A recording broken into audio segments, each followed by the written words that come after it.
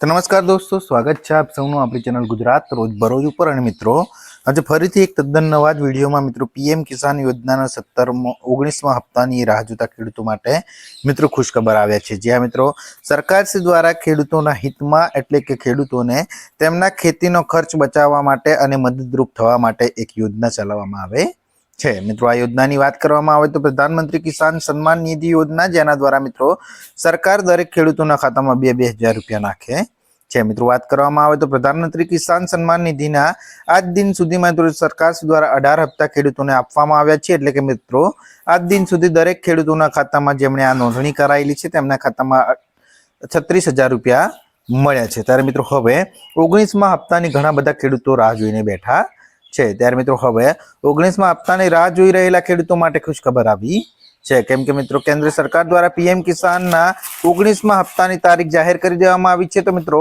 વાત કરવા